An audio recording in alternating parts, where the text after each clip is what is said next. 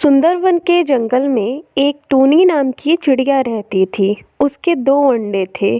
टूनी चिड़िया बहुत ही ज़्यादा गरीब थी। टूनी चिड़िया दूसरों के घर में मजदूरी करके अपना पेट पालती थी। टूनी चिड़िया के अंडों से जल्द ही बच्चे बाहर आने वाले थे, लेकिन टूनी चिड़िया के पास खुद का मजबूत घर नहीं था जिससे कि वो अपने अंडों को सुरक्षित घर में रख सके। एक दिन टूनी चिड़िया अपने सेठ के पास जाती है और कहती है, सेठ जी, मुझे कुछ पैसे दे दीजिए। मेरे अंडों से बच्चे बाहर आने वाले हैं। मुझे उनके लिए एक मजबूत घर बनाना है। नहीं, मैं तुम्हें पैसे नहीं दूंगा। अभी पिछले महीने ही मैंने तुम्हें पैसे दिए थे, लेकिन तुमने वो अभी तक नहीं चुकाया। चली जाओ यहाँ से। टूनी चिड़िया उदास होकर अपने घोंसले में चली आती है। हे भगवान, अब कितना सताओगे मुझ गरीब को। ये कहकर टूनी चिड़िया सो जाती है। जब वो सुबह उठती है तो बर्फबारी शुरू हो जाती है, क्योंकि सर्दियों का मौसम था। हे भगवान, अब मैं क्या करूं? अपने अंडों को कैसे सुरक्षित रखूं? फिर टूनी चिड़िया अपने अंडों को लेकर अपनी सहेली हरी तोती के पास जाती है। अरे बहन, दरवाजा खोलो। फिर हरी तोती बाहर निकलती है। अरे टूनी बहन, क्या हुआ? इतनी बर्फ बारिश में तुम बाहर क्या कर रही हो? फिर टूनी चिड़िया रोते हुए कहती है, अरे बहन, मैं क्या कहूँ, मुझ गरीब पर बड़ी मुसीबत आई है। क्या तुम मेरे इन अंडों को रख सकती हो? क्योंकि बर्फबारी के कारण मेरे अंडे खराब हो जाएंगे। अरे नहीं नहीं टूनी बहन, मैं तुम्हारे अंडों को नहीं रख सकती हूँ, क्योंकि मेरे घर में जगह नहीं है। तुम अब यहाँ से जाओ। फिर टूनी चिड़िया उदास होकर वहाँ से चली जाती है। इसी तरह टूनी चिड़िया बहुत लोगों से मदद मांगती है, पर उसकी मदद कोई भी नहीं करता है। फिर टूनी चिड़िया कालू कौवे के पास जाती है और कहती है, कालू भैया, मेरी एक मदद कर दीजिए। मुझ पर बहुत उपकार होगा आपका। मेरे इन अंडों को अपने घर में रख लीजिए, क्योंकि ये ठंड के मारा खराब हो जाएंगे। मेरी मदद करिए कालू भैया, मेरी मदद करिए। बस कुछ दिनों के लिए रख लीजिए, तब तक मैं अपना एक नया घर बना लूँगी। ठीक है टूनी बहन, तुम बिल्कुल भी चिंता मत करो। मैं तुम्हारे अंडों को एकदम सुरक्षित रख दूंगा। कालू कौवा टूनी चिड़िया के अंडों को सुरक्षित अपने घर में रख देता है। टूनी चिड़िया अपना घर बनाने के लिए चल पड़ती है।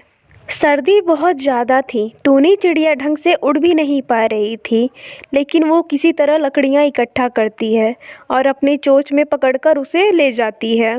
रास्ते में टूनी चिड़िया को एक सेब का पेड़ दिखाई पड़ता है। टूनी चिड़िया सोचती है, क्यों ना मैं अपना घर इसी पर बना लूँ। फिर टूनी चिड़िया उसी सेब के पेड़ पर अपना घर बनाना शुरू कर देती है। सर्दी काफ़ी थी, लेकिन टूनी चिड़िया कड़ी मेहनत करती है। रात भर मेहनत करके वो अपना घर बनाती है। कड़ी मेहनत के बाद टूनी चिड़िया का घर तैयार हो जाता है। चलो, अब घर तो बन गया।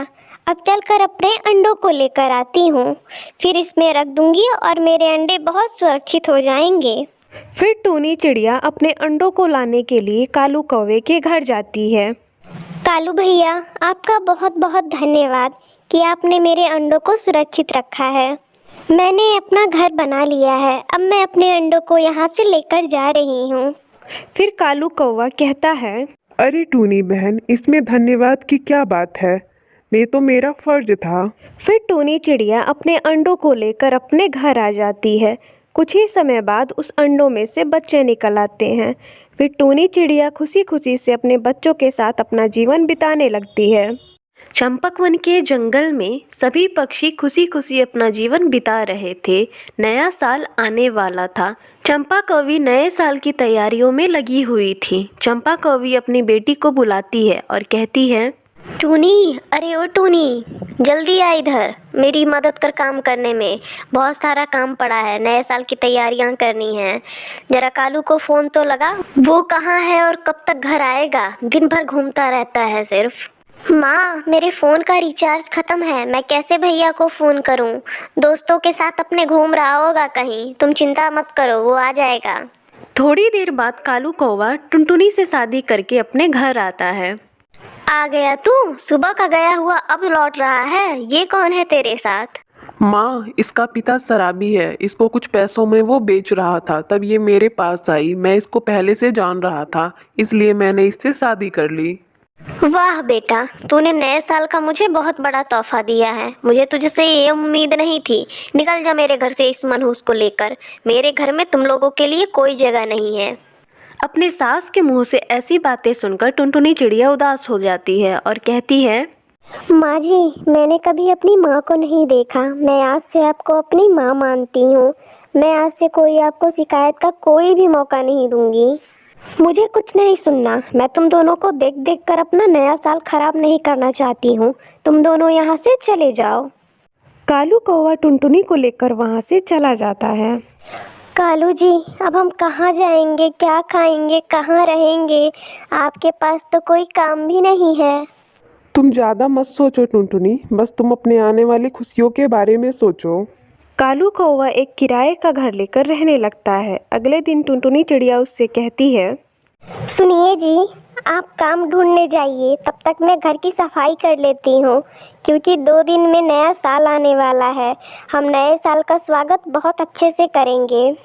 कालू कौवा काम की तलाश में चला जाता है। टुनटुनी चिड़िया अपने घर की सफाई करने लगती है। दूसरी तरफ टूनी चिड़िया अपनी माँ से कहती है, माँ, तुमने गुस्से में भैया और भाभी को घर से निकाल दिया।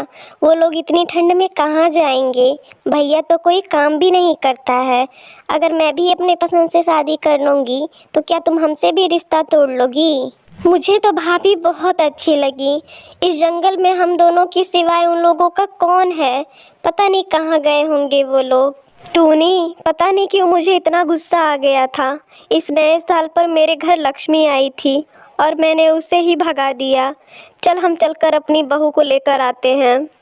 चंपा कवि अपनी बेटी के साथ अपने बहू और बेटे को ढूंढने निकलती है।